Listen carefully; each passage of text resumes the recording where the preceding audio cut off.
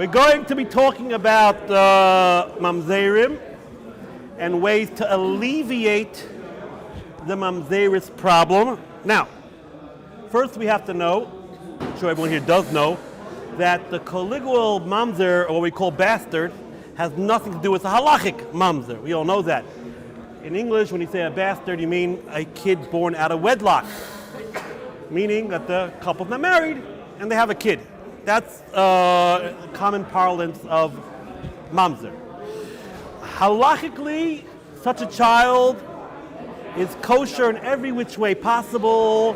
He could be a kohen gadol, he could be anything. He could even be a kohen, he could be anything.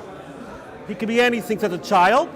If the woman was a nida, then Hasidim are a little bit makbid about that because the child was born through nida. But besides that, that's only a Hasidic thing. But so what is commonly called bastard in halacha is no problem whatsoever. That's number one. So what is a halachic mamzer? We know anyone who is conceived through intercourse of chayve krisus, right? Meaning a ashes ish, a married woman cheats on her husband, and they conceive a child. That is a halachic mamzer. Or an incestuous relationship, brother and sister, son and a mother, any chayve krisus will create a mamzer. Does it apply to a married man with a single woman? No, of course not. A married man with a single woman is not a problem at all. I mean, it's not a problem, but it's not a mamzer at all. So, sadly enough, the kid did absolutely nothing wrong, but he's a mamzer. The Torah understands that there's some type of mar in his soul, and we don't want him to join the Kahal Hashem. But as an aside, you guys know the famous joke about the mamzer? You don't know the famous joke about the mamzer. So there was a rabbi of a shul who the president didn't get along with. And the president decided to oust the rabbi. Not to get rid of the rabbi. But the congregation felt a little bit guilty, so they decided to throw the rabbi a goodbye party. But everyone knew that the president was getting rid of the board, was getting rid of the rabbi. So they have a party. The rabbi is invited to speak, and the rabbi gets up and says, "You know, there were three entities that approached the Lord and complained: Aleinu, Asher Yotzer, and the Mamzer.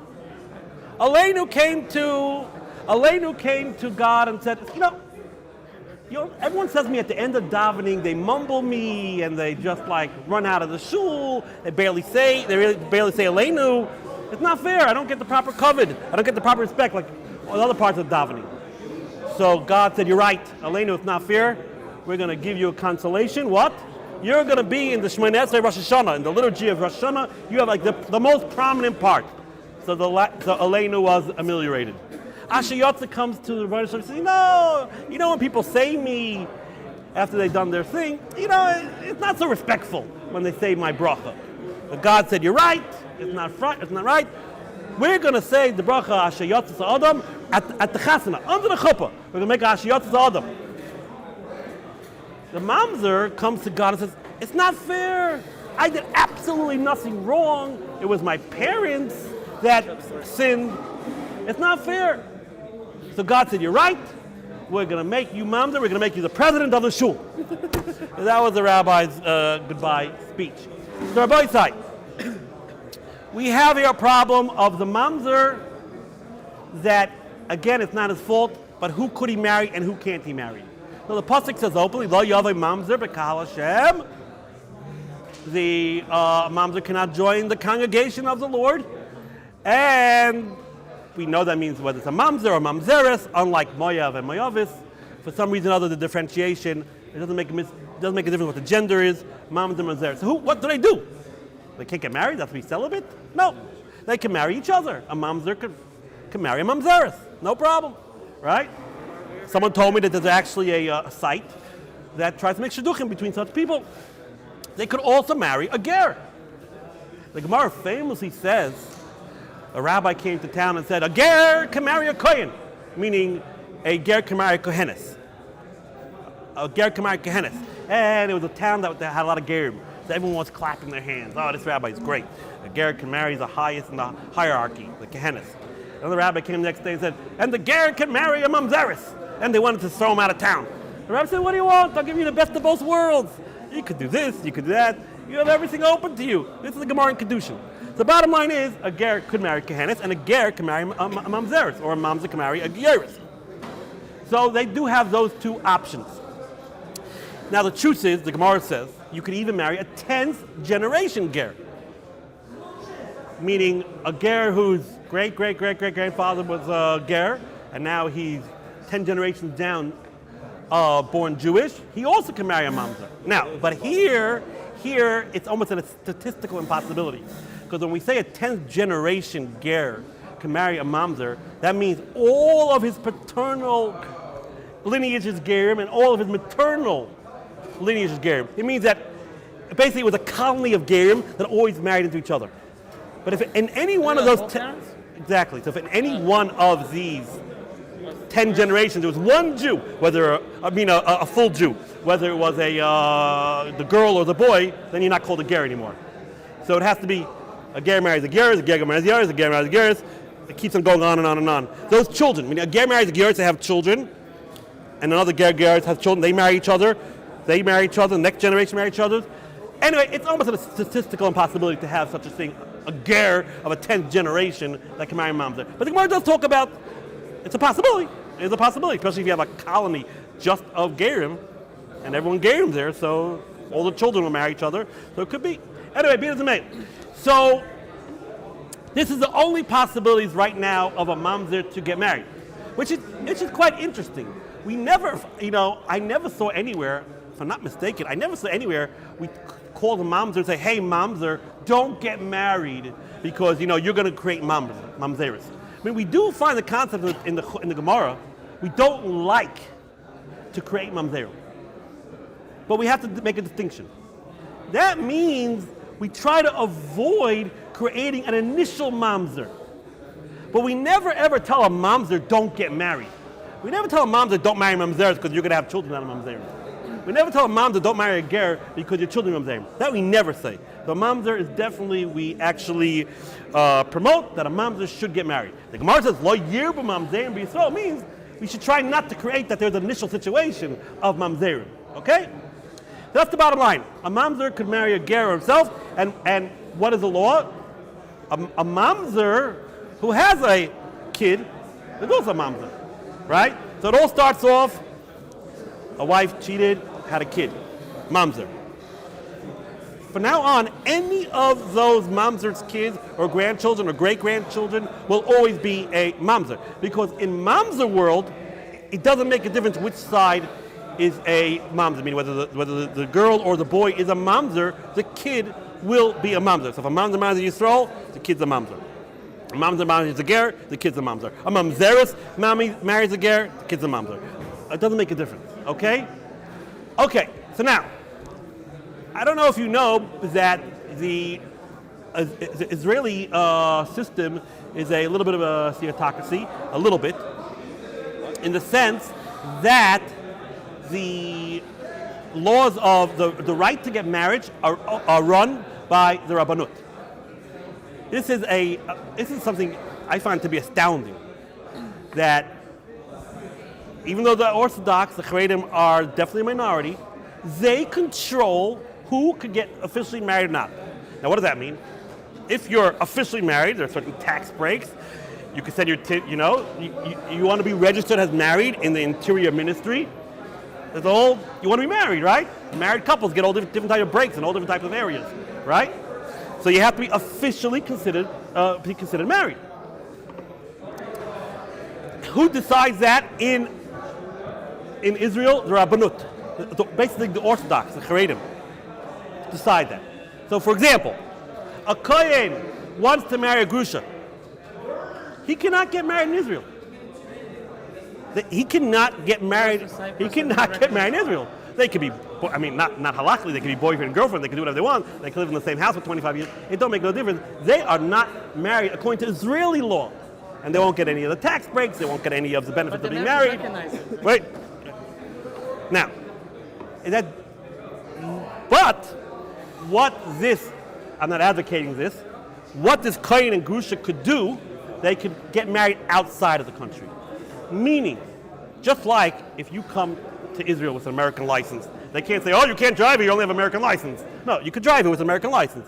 If you come to Israel with a marriage certificate from outside of Israel, they have to accept that. That they do accept. So what does our Kohen or Grusha, or a Jewish boy who wants to marry a Goy, lo yaleinu, or a Jewish boy who wants to marry Mamzeres, what does he do? He takes a 45-minute trip to Cyprus, and he gets married there, and then the Israel ministry must recognize that they are married, and they'll get all the benefits of being married. Now, is this a good thing or a bad thing? This is a very hot button issue. Meaning, we know in America there's a Haredi community, Orthodox community, modern Orthodox, whatever, many from people, and the government has no say whatsoever who can get married and who can't get married, and everyone seems to be living very happily over there. And you can marry whoever you want. And the Haredi people or the Orthodox people, when they go into Shidduchim, they check into, are these people allowed to get married to join out or not? I mean, it's all basically done privately. There's no government overlooking it, obviously. I'm sure you know a couple of months ago there was a supposed ger who actually was a guy who married a Syrian. Anyway, be it as it may, it works out quite well. In this country, I cannot begin to tell you the animosity and the pure enmity, the pure hatred that the leftists have for the Haredi. I mean, put on your Western cap for a minute. You're telling me I can't marry? You're going to tell me who I can't marry? You're going to tell me I can't, a Kohen, you're going to tell me I can't marry a Grusha? You're going to tell me I can't marry Mamzer? I mean, that's really, really infiltration or treading and going into someone else's private life. So the Chilonim hate the Haredim for this, that they control who can get married. Every time a Chiloni wants to get married, somebody's not allowed to, he's got to go to Cyprus. You can imagine that there's a lot of hatred and animosity. Now, I am shocked that this is still going on for 70 years. I cannot believe that this has not been overturned. It's amazing. It's just amazing. Because we are in a minority, and we have the jurisdiction over this. It's just totally amazing. So, me personally, what would I feel about this? You know what? Maybe it's just not worth it. Maybe it's just not worth it. Maybe the Haredim should say, give it up, let anyone marry whoever they want. It will take away a lot of hatred. On the contrary, the Haredim hate the Haredim because of this. So a lot of them won't become Baal Teshuvah because of this, because they're indoctrinated with such hatred that we're trying to control their life. Maybe there is a place to say Israel, the Haredim should leave it alone, right? But I am not a gadol, not even close. And the Gedolim obviously decided, not all by the way, not all, but many Gedolim decided, no, that's not the right computation. I mean, of course my computation is right, but the right computation is we are in Eretz Yisrael. We can control this. There's no question that this will deter people from doing it. Meaning, let's say a Chiloni. He's going on his website, who am I going to date? Oh, a Grusha. I'm going to have to go to Cyprus. I'm not going to do it. There's no question that this is a deterrent. There's no question. So we know the Psukim in Chumash is, many times the Chumash says how Eretz Yisrael cannot stand the riots, and there was Saki, it spit out the Gentiles because they were so full of riots. So in a Gadol's outlook, you could hear very well the Gadol will say, yes, we know it is religious persecution almost. We know that in a sense, but the right thing is yes, that the Haredim should control it. because it will guarantee that we will be safe in Eretz Yisrael and be protected, and it saves many chilayim from doing aveiros that we don't want them to do. You hear the two sides of the coin. It's not a simple situation. Just recently, literally last week, the chilayim, the leftists, found a loophole to get out of this whole problem. How? Because of COVID in Utah. You know Utah? In Utah, they legalized you could get married online. You could get married online in Utah because of COVID. It was difficult to get things together. So just last week, what happened was a lot of these chilonim who wanted to marry someone they're not allowed to marry, a grusha, according to grusha or a mamzer, they found out that they could get married. They don't got to go to Cyprus. They could get married online in Utah, and Utah accept. It doesn't make a difference. You get married. You could get married anywhere, even though you're not American. Foreigners can go to a different country and get married there. Just like you go to Cyprus and get married. You're not a Cyprus. You're not a Greek citizen. And there's a whole court case that the Rabbanut didn't want to acknowledge it because the whole point is to try to make it harder for them. And the courts decided that no, you have to recognize the online marriage in Utah. So all of a sudden, in the article, it brings down there the Utonians, the Utah people are. Why are we getting all of a sudden all these marriages from Israel? What's going on over here? What's going on over here? But that's what's going on. They want to get married outside of the country. They're doing it online, and that's it. We said if you get married outside of the country, then definitely the Israelis have to recognize it. So I know now the Rabbanut is trying to fight it, but this is what is going on.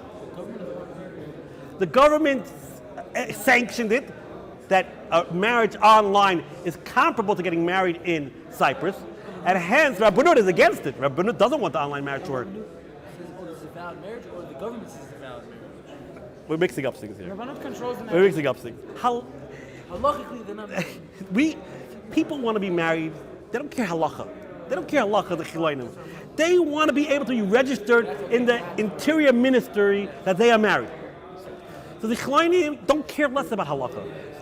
But the Rabbanut doesn't allow you to get married, and since you're halachically married, you're not civilly married either. You cannot get civilly married either. But if you get married in Cyprus, once you're civilly married, the government has to recognize it. So now they're trying to get married online. They don't got to go to Cyprus. They get married online, which is tantamount. It's analogous to getting married in Cyprus. And then the ministry will accept it, and therefore you get all the benefits of being married, right? Okay. This is not part of the shir at all. This is just an aside. So what are we going to do for our mamzer? What are we going to do halachically? How are we going to get married? So there was a justice named Silverberg, I think he was on the Supreme Court. He said there's something we could do. There's a halachic way for mamzerim to get married. Yeah?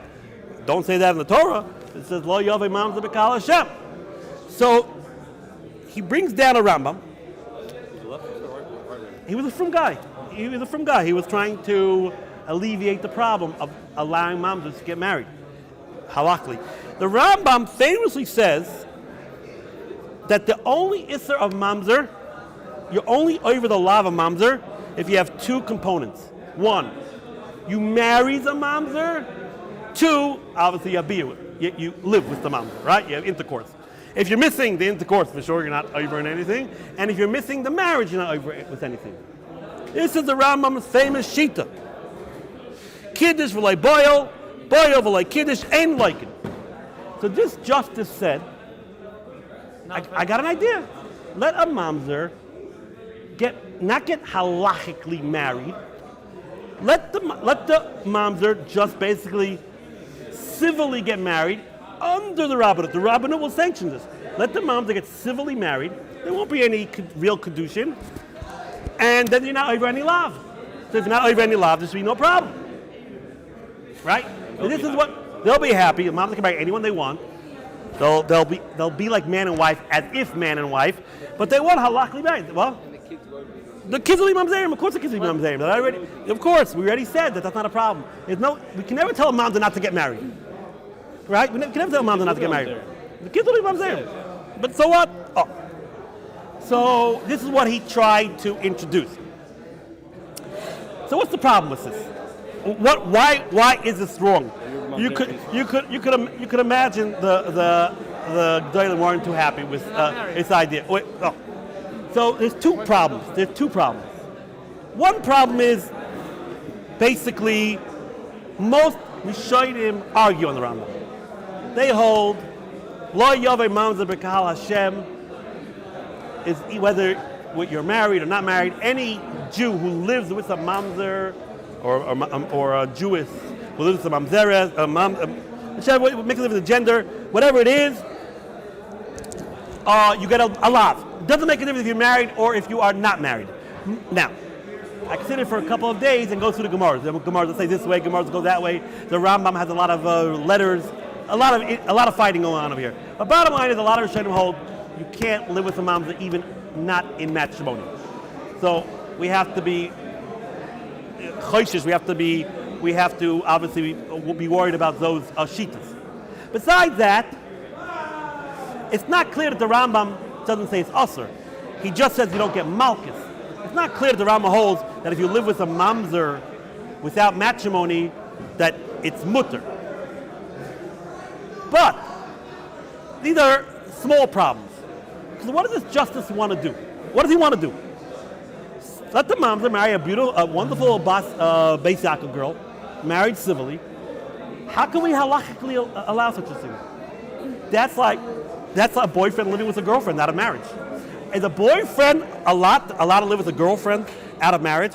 It don't sound too kosher, right? So the Rambam famously says in Hilchos Ishus, Koi de Matan Torah, you could hire a harlot, no problem. But after Matan Torah, the pasuk says, Loisei Kadesha B'Benois Yisrael. You cannot have a harlotry. Lefichach, Kol Haboyel Isha Lishem Nus Be'Eloi Kedushin. Anyone who lives with a woman in promiscuity, meaning without marriage, like him in a Torah B'nei Shabal Kadesha. The Rambam says black and white very clearly. A boyfriend and girlfriend that live with each other, malchus. Straight up. That's what the Rambam says. Right. Now, so let's go, Justice Silverberg. What do you want to do? You want to help the mamzer. How are you going to help the mamzer? Let them get married civilly, not halachically. They're not over on Lo Yaveh Mamzer B'Kahal Hashem. Okay, you're not over Lo Yaveh Mamzer B'Kahal Hashem, but you're over on Loisei Kadesha. What are you gaining? You're over a different law. Oh. Now, the truth is, the Ravid vehemently argues on the Rambam. The Ravid says, you're wrong. Rambam, you're totally wrong. I don't want to get boyfriend and girlfriend, but a steady boyfriend and girlfriend, or what we call a Pelegish, a concubine is mutter. Meaning, some guy, Harry, goes to Stacy, you want to go steady? I mean, really steady? You know, we're gonna be boyfriend and girlfriend steady for many months, many years, which is what we call Pelegish. They're not married at all. Says the Ravid, based on everyone knows something called Pelegish, it's mutter, no problem. The Ravid says the pasuk of Loisei Kadesha, that means a professional harlot. That is what the lav is going on. A woman who just every night someone else, a promiscuous, licentious woman, right? That is with the lav. But if you want to have a steady Pelegish relationship, mutter, 100% mutter, says the Ravid. Right? Okay. Now, so, okay, Rambam. You never heard of Pelegish? Rambam. What's going on here, Rambam? You never heard of Pelegish? Everyone knows Pelegish, so where does the Rambam stand in all this? Oh, so the Rambam himself asked this question. All the way in Hilchos, I don't have it here, in Hilchos Shoftim. And the Rambam says famously, there is no such thing as Pelegish. Only for a king. Only for a king is there a concept of Pelegish. And all the times in Navi, when it says Pelegish, it's referring to a king. It's referring to a king. Oh. Is that true? That's not true. Chaim knows that that's not true. But that's what the Rambam says. That every time, he doesn't say that. He says that Pelegish is only by a king. So let's set it up. We're going to get to what Chaim said in a minute. In the Rambam's world, seemingly, a boyfriend and girlfriend, even going steady for a long time, lavim, you're over on a lav. In the Ravid's world, a boyfriend and girlfriend going steady for a long time, you will not be over on a lav. What would the Ravid say? Here I'm not 100% clear. What would the Ravid say? A one-time boyfriend and girlfriend type of thing? My assumption is the Ravid doesn't mean only professional harlotry. He means any time when basically what's going on in the Chileni world one night, this one next week, a different boyfriend, that would also go under the lav. This is my understanding. Fine. So let's try to save what Justice Silverberg wants to do. Justice Silverberg says we got our Mamzer. Miskein, you know what Miskein means in Hebrew? Nebech, in Yiddish. It means it's not his fault. What did he do? He didn't do anything. We want to try to help this guy. So our Mamzer, what does Justice Silverberg say? Let the Mamzer get married civilly to a wonderful Beis Yaakov girl. And the Rambam says there's no Isser of Mamzer when it's not through matrimony. Oh. So he said, no. The Rambam said you have a different Isser. You have an Isser of, you have an Isser of living out of wedlock. And the Rambam says it's a lav. Right? Pelegish. We said the Rambam says, no, sing it's Pelegish, basically. You're singing Pelegish, basically. Oh. So Justice Silberg said, you know what? We'll pick and choose. You'll pick and choose. You're right. The Rambam, according to his own opinion, this won't work out. But in order to help this Mamzer out, we'll paskin like the Rambam for this, and we'll paskin like the Ravid for that. It's not so far-fetched. Many things you paskin like the Rambam like this and not like that. So we'll paskin like the Rambam that for the Mamzer, there's no problem if it's not through matrimony. And we'll paskin like the Ravid that Pelegish is mutter. So Mamzer will marry the Beis Yaakov girl. He'll obviously call her a wife, but she's really a Pelegish. And that's it. Oh, this is the eitzah that he wants. So the Gdolim say it doesn't work. It doesn't work. Why doesn't it work? Because even if you want to pick and choose, but there's a good chance, and even those two, you could pass in Hilchas Muksa, you could pass like the Rambam, and in Hilchas Sukkah, you could pass like Ravid. You don't got right? But in this area, there's a good chance that these two machloikesim are interlinked. There's a good chance that these two machloikesim are interlinked. Let's interview the Rambam. Rambam, what do you hold? Oh, there's no Isser Mamzer if it's not through holy matrimony. Well, it's not through holy. There's no Isser Mamzer if it's through unholy matrimony. Yeah, Rambam, why do you say that? Rambam says, what do you mean, why do I say that? That's what the pasuk says. Loi yavai Mamzer b'kahal Hashem. What does that sound like to you? Loi yavai Mamzer. The Mamzer should not join the congregation of the Lord. That sounds like marriage. It does sound like that. It sounds like, you're trying to get the Mamzer into the community, and you can't. So it makes a lot of sense to Rambam say, if it's not through matrimony, that doesn't apply. Lo yavei Mamzer b'kal Hashem, just a one-night fling. That's not called Lo yavei Mamzer b'kal Hashem. Oh. But that's only according to the Rambam, who would say Pelegish is not mutter. So if Pelegish is not mutter, if the whole concept of Pelegish is not mutter, if the whole concept of Pelegish is not mutter, so Lo Yaveh Mamzer b'Kahal Hashem won't include if you're having a Pelegish relationship. Because that's not called Kahal Hashem, because it's not mutter. Meaning no one is allowed to do Pelegish. So since no one is allowed to do Pelegish, so when it says the Mamzer can't join Kahal Hashem means the normal way. What's the normal way? Marriage. Because there is no other way.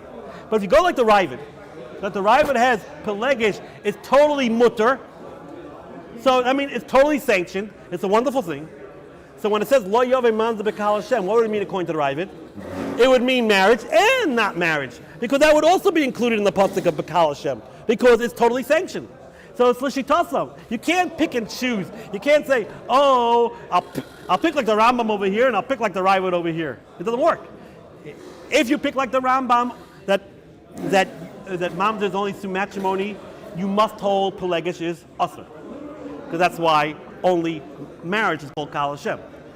But if you like the Ravid that Pelegish is Mutter, then Lo Yav and Mamzer Kal Hashem would include Pelegish too, because it's totally sanctioned. So basically, sadly enough, this first way to help out our Mamzer is not viable. Besides this, many Achronim say, even according to the Ravid, this whole Pelegish thing, we said according to the Ravid, you can have a Pelegish nowadays, and it's mutter, and it's okay. Even according to Ravid, Pelegish doesn't apply nowadays. The way the Ravid explains Pelegish, it was sort of, you bought like a maid, and she basically did mostly housework, and at night she did other work for you too. It was that was a type of that was part of the contract. That's what the Pelegish was, right? Pelegish is from the word Pelig Shegel, which means half she would live with you, half she would work. That's the way the Rabbi explains it. That's the way he explains it openly. He says, "Mishamesh is a bayis from Mishkav." So it could. Rav Henkin said, the famous Rav Henkin said, the whole Pelegish doesn't apply nowadays. Even if you want to do a civil marriage, no woman looks at herself like a Pelegish, like basically second level, or she's like your maidservant. So the whole concept of Pelegish doesn't apply nowadays. Now, just to answer Chaim's question, we said according to the Rambam that Pelegish does not exist at all, only by a melech. Frek Chaim, he knows Navi, we know there's Pelegish Begiva, we know it does say Pelegish in a bunch of places. The Rambam himself asked this question. And the Rambam says, we all open up a mishpatim, there's something called the Amar Vriya. And an Amar Vriya is a girl that was sold up until 12. And we beg the master to do Yiyud. Right? You know, right? So the Rambam says, whenever it says Pelegish by a hedyot, it really is just referring to an Amar Avriya who did Yiyud. Because what happened was you bought an Amar Avriya, the father was very poor, so we tell the master, do a favor, marry her also.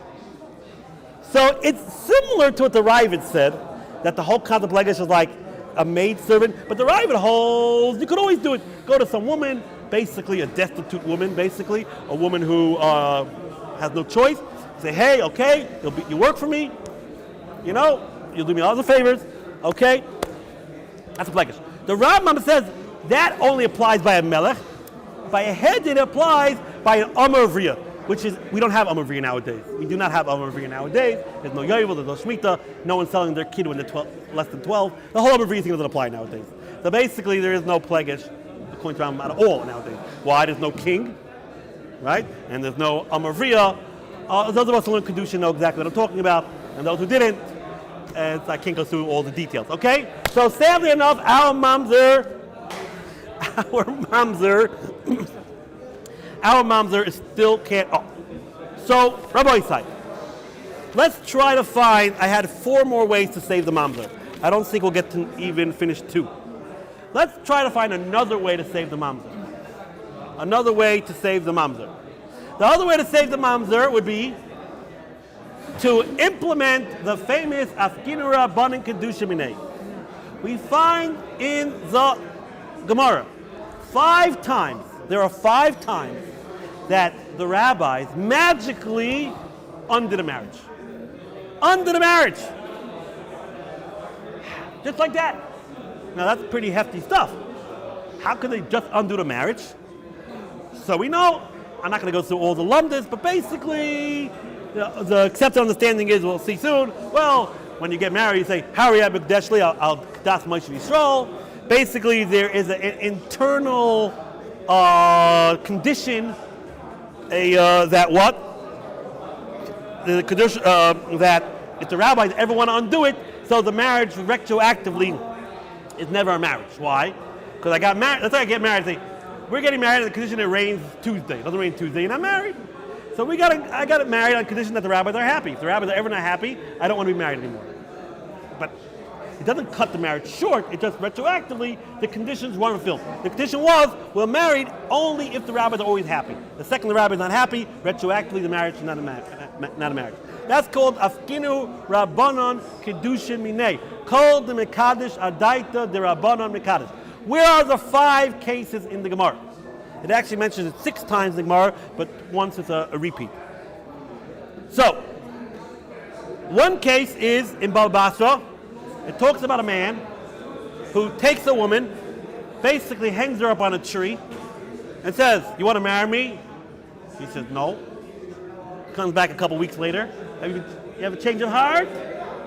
And, after a while, she realizes she ain't going down off the tree. And he's giving money. He says, "Oh, I'm giving you a great life." "Yeah, so what? You're 18 and I'm 94. So what? I'm going to give you a great life. I'm giving you lots of money."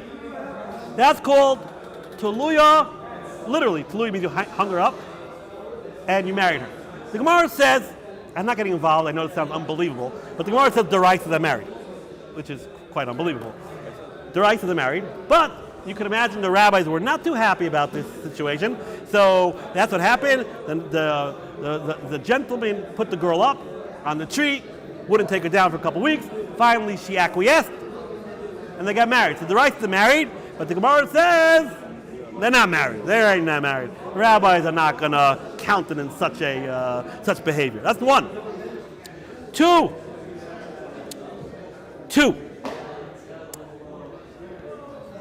We know that sometimes you could give a get, and you say, "Listen, I'm traveling, I'm going far away. If I'm not back in a year, the get's a get." Right? We know the soldiers do it. Till this day, there's a whole movement that soldiers should do such a thing. You give a get, almanas. Oh. Now what happened was, so let's say you don't come back after 12 months. That's it, get, divorce. But let's say you wanted to come back after 12 months, but you broke your leg, you had a car accident, you had an onus. So the Gemara says Midaraisa, they're not divorced. Yes, you said if I don't come back in 12 months, we're divorced. But you meant, what did you mean? You meant if I don't come back on my own volition. But you didn't mean if I break my leg, or something happened. You were arrested in I don't know, so in Russia for whatever reason now you can't get out. Oh, that is Deraisa. Well, we all know the Gemara says famously, no. Mirabanan ein ones begitten. What does ein ones begitten mean? It don't make no difference why you don't come back. It makes no difference why you don't come back. The Rabbanan said you give a get even though Midaraisa is not a get.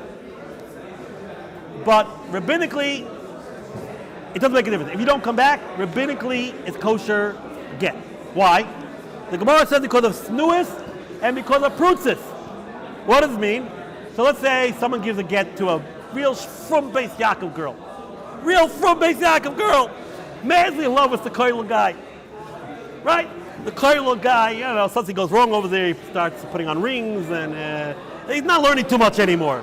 Maybe he got a smartphone, he's just giving good things. But she has great belief in the Koil guy. The Koil guy says, "Listen, here's a get. If I'm not back in 12 months, you know that I'm in Thailand somewhere. Forget about it." So what happens after 12 months?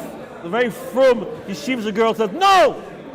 I still believe that I'll come back. I believe he got hit by a car." But she's waiting 12 months, 2 years, 15 years.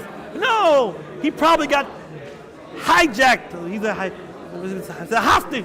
I'm sure he's learning Daf Yomi wherever he is. So if we're going to be worried about Oines Begittin, the snuis will never get married. Because they're always afraid, why didn't he come back? Surely he's madly in love with me. Surely he loves my, why did he come back? Oh, it must be he's an Oines. So we don't want that, so we say, listen, it makes no difference why he doesn't come back. Gets again. And what's called a prutis. So the husband approaches to someone who is not so modest.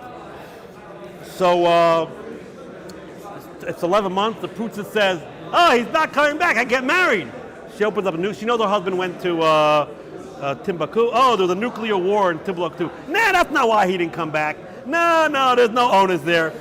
He's not in some type of shelter. So the prutzis are going to say, even if it's clear that there's an onus, they're going to say, no, he doesn't like me anymore. He didn't come back on his own volition. So basically, so in order to alleviate this problem, we say, ein onus begitten. What does that do? That says we don't care why the guy doesn't come back. It doesn't make it why doesn't come back. Is his fault, not his fault, the get's a get. So Gemara says, how do you do such a thing? Bottom line is, every sane person doesn't want to give the get if he's an onus, if it wasn't his fault. So Gemara says, Afkinu about a kedusha minei. And we say, you're right, really they are still married midaraisa, midarabana, they continuously, we say they're divorced. Now, there's big questions about this. Good question. Now, what are the other cases? Just to make life simpler, 2 more cases, we're not going to go to the 5th one. Other case was like this. You could marry a young girl. A father could marry off his 2-year-old daughter or a 5-year-old daughter. And they made a special takana that if there's no father, the mother can marry off the young child. Right? A mother can marry off a young child. Now, that was all rabbinically, in order because people were starving to death, so they would allow a man to marry a young child. But they are not married midaraisa. There was a story in the Gemara like this. There was a kind gentleman who took in a 8-year-old, let's say, and he was willing to marry her, but they're not married deraisa because there was no father who sanctioned. The father was dead.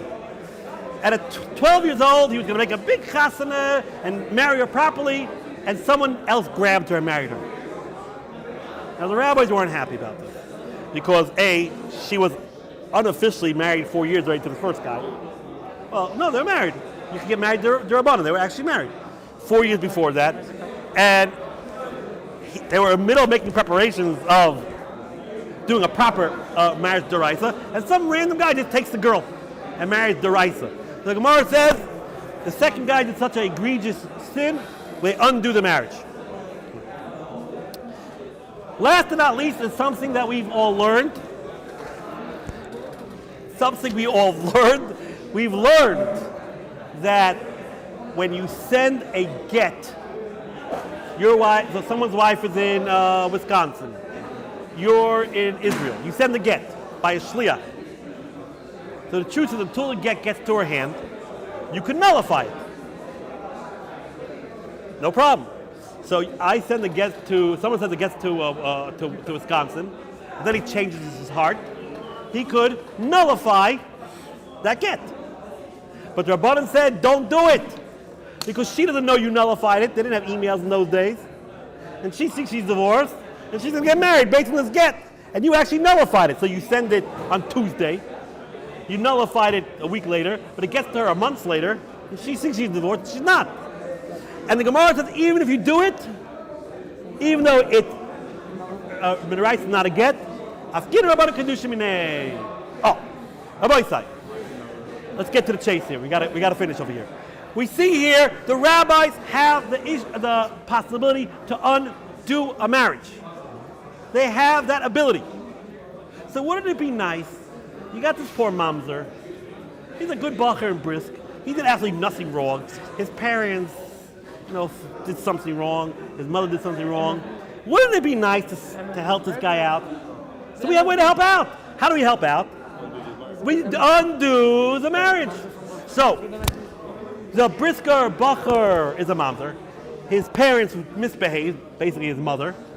So if we could undo the parents' marriage, retroactively, she didn't cheat on her husband because she had no husband.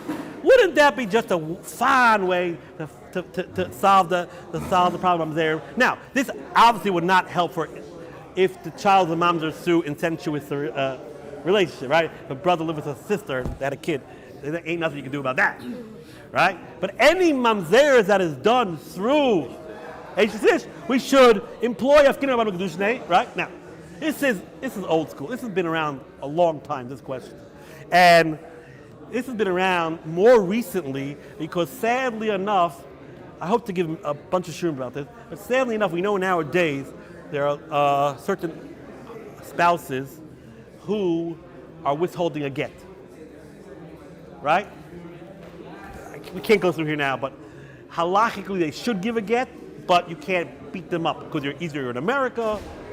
In America, you definitely can't beat up someone. You can't put them in jail, the separation of religion and state.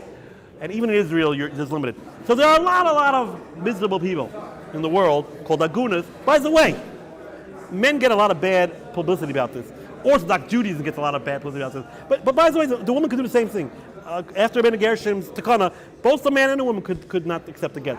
And there are plenty of men who are miserable also. It's easier for them to get out of it, but it's a lot of misery. There's a lot. You're not allowed to have America. Rabbeinu Gershom said Rabbeinu Gershom 1,000 years. Okay, you waited for 1,000 years to get married. No, so Rabbeinu Gershom made two takanas. One is you can't have two wives, and two is you can't divorce your wife against her will. They have to. They're interlinked. They're interlinked. What happened? What happened? What happened? Rabbeinu Gershom said one day you can't have two wives. All of a sudden, a lot of men said, "Wait a minute, but I want to get married to her." They just started divorcing their wives because they wanted to get married to her. So he had to implement. Oh, and you can't divorce your wife without a permission. So one takana led to the other takana. But that's the Chen Rabbeinu Gershom. You can't marry two wives, and you can't divorce a woman against her will. But be as it may, there's a lot of pain, a lot of suffering going on. I'll give a share about this next. But bottom line is, a lot of rabbis said, "Hey, what is going on here? There are women or men." Years and years and years stuck. Let the rabbis get together, put Afkinu Rabbanan Kedushin, and solve the problem. So we could solve the Mamzer's problem. We could solve all these agunas, all these women who are basically in captivity, halacha captivity. Just employ Afkinu Rabbanan Kedushin. Rabbi Isai. It's gonna. Okay, let's try to answer this question. So, Reb Herzog already said it does say Afkinu 5 times in the Gemara, and in principle he says maybe we could make our own Afkinu, but clearly that needs essential Bezdin Sanhedrin. Meaning he wasn't against the idea, he just felt there's not a body, not a judicial body nowadays that could do it, because even the Rabbanut, all the Charedim, all the Badat people think that they're a bunch of shkotzim. Everyone thinks they're holier than thou. Everyone thinks that the other guy. No, there's not one body that governs over all Judaism. Oh. But the truth is, if you look into it, the Rashba already asked this question. The Rashba asked a question, and the Rashba said, "I don't understand. There's a Gemara in Yevamos that talks about a person who was lost in the sea, Ma'im she'ein lam soif, and the Gemara says she's stuck forever. Basically, she's stuck forever because there's no body. 99.999% of the guy's dead, but he can't get married. Why? Because he didn't find the body. So Rav said, "Why don't we do Afkinu Rabbanan Kedushin? What's going on over here?" So what? That's the best thing. Who cares if he comes back? Who cares? That's the whole point. Do Afkinu Rabbanan Kedushin. They were never married. If they were never married, who cares if he comes back? So the Rashi basically asks the same question. And the Rashi says, no. Now hear well. The Rashi says, we only do Afkinu Rabbanan Kedushin when there is a get. When there was a get, but it was halachically puzzled. Then we do Afkinu Rabbanan Kedushin. Meaning, we see the case where the guy sent the get to Wisconsin, and then he did a bittul, he nullified the get. True. Midaraita, the get's not a good get. But rabbinically, we make it a good get, and rabbinically, since it looks like a get, we could employ this special thing called Afkinu Rabbanan Kedushin. Or by the Ein Oines Begitten case, you gave a get, you didn't come back after 12 months because you got hit by a car. At least there's a get. Yes, Midaraita, the get's not a get, correct. But at least there is a get. So it looks like, but just a guy just goes missing in sea. Oh, we'll undo the marriage. Rabbis will undo the marriage. No such thing. Wait a minute. That's what the Rashba says. Wait a minute, Rashba. What do you? That's not what you say. Rashba is not so. We had 2 cases in the Gemara that there was no get and they undid the marriage. What were the 2 cases? He put a woman on the tree and he kept her there for a couple of months until she said yes. Or the guy who kidnapped the young girl. There was no get. So you see, you do Afkinu Rabbinic condition even though there's no get. So the Rashba said, you're mixing 2 things. There's 2 different things. When at the inception of the marriage, a guy does an egregious sin, in actuality, in that case, we're not doing Afkinu Rabbinic Kedushim called the Mekadosh. Let's interview this guy. You put the girl on the tree. You're not a good Jew. I know I'm not a good Jew. I don't care. So how can we say this guy is only getting married on the condition that the rabbis are happy? He himself is doing something now that the rabbis are not happy. So the Rashba explains, and Taisa said the same thing. No, there's 2 different things here. There is a case where at the inception of the marriage, you did something egregiously wrong. There, the rabbis, it's unbelievable, the rabbis have the power to undo a marriage without any type of artifice, without any type of help, without any type of t'nai, without any of kol mekadosh that they're ban mekadosh. They could just say the marriage is gone. The rabbis, in very, very rare cases, could oiked them in a Torah. So that's those 2 examples, where at the inception of the marriage, you did something terribly wrong. Now there are other cases where they're married happily for 20 years. The marriage happened. It's ready for 20 years. Meaning, the first 2 cases, the rabbis stopped the marriage in the bud. They stopped it right away. The marriage doesn't happen at all. Then there's another case. They've been married for 20 years. Things go sour. He sends a get, and then he gives a get. In those cases where the marriage is ready for 20 years, there, the only way it works is that we say, call the Mekadosh that they're about Mekadosh. When you got married, you did it on the condition the rabbis would be happy, because for 20 years, there was nothing wrong at the time of the marriage. There we say, if there was a get, even though rabbinically it's not good, the rabbis will say, you know what, we're now going to employ that we don't want the marriage to be a marriage now, call the Mekadosh a daik to Rabbanan Mekadosh. So it's 2 separate things. Group 1 is where at the point of the marriage you do an Aveira, a terrible Aveira, the rabbis can stop it right there without any type of mechanism. Where they're married already for a long time, then the Rashba says only when there's a get in place, even though the get is halachically not kosher, we'll employ something called kol mekadosh. The rabbis say, oh, we're not happy now. So let's go to our case. Here's our case. They're married 30 years, happily married. The guy goes on a cruise, lost at sea. What are you going to employ? The first one, that you did something egregiously wrong when you got married? That definitely didn't happen here. The second one, we said the second one could only be employed if there was a get. Again, maybe not a halachic get, so you can't use it. The same thing here too. Our mom, the brisker bacher, is a mamzer, or the woman who is not happily married now. Let's go to the brisker bacher. The parents were happily married many years, nothing went wrong, and then the woman cheated. Before you know, they continue staying married. So what do you want to do? Oh, they did an egregious sin. Yes, they did egregious sin. That's true.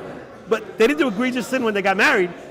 The egregious sin option is only when, at the time of marriage, the husband did something terribly wrong. That's not what happened here. 20 years, the Briska boy's parents, kosher yosher, the woman was having a bad day, she cheated. So what do you want to do? You can't employ the first Afkir Rabbanan Kedushin. That's for sure you can't employ. Oh, the second one. The second one you can't either employ. The second one we said is only when you have a get. There is no get that was ever given in place. So basically, same thing for the Aguna. The woman's married for 15 years to the husband. The guy goes nuts, starts beating her, terrible, abusive, terrible, and now he's not giving a get to boot. What are you going to do? Oh, let's do the first Afkir Rabbanan Kedushin. What do you mean the first? There was nothing wrong when they got married 15 years ago. There was nothing wrong there. So let's do the second one. What do you mean the second one? The second one we said is only if there's a facade of a get. you have some veneer of a get. He's not willing to give any get at all. So basically, sadly enough, option number 2 is not going to be able to be employable to save our mamzer and to save our woman who is in distress. Rabbi Isai, I have 2 other options, but we're way over time, and hopefully we'll continue this next week. Okay. But by the way, want to hear a great story? On camera. Rabbi Levine, the famous Tzaddik Rabbi Levine, Ari Levine, and the War of Independence, he was going around the field. He was going around in the battle. You imagine a little Jew with like Swedish hat. He was going around the battlefield and taking pictures of dead soldiers. So I forgot. I think Grossman went over to him and said, "I understand, Rabbi Levine, what you're doing.